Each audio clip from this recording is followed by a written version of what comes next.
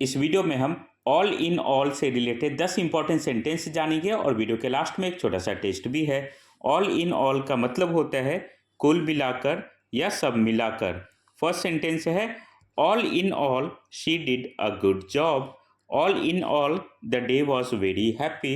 All in all she was kind to everyone. The ride was scary but all in all safe. The game was hard but all in all good. Next sentence है all in all the pet is very cute. All in all today was a fun day.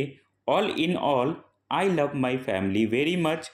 The game was long but all in all exciting. The homework was hard but all in all done. अब आपके लिए एक छोटा सा test भी है। All in all का Hindi meaning क्या होता है?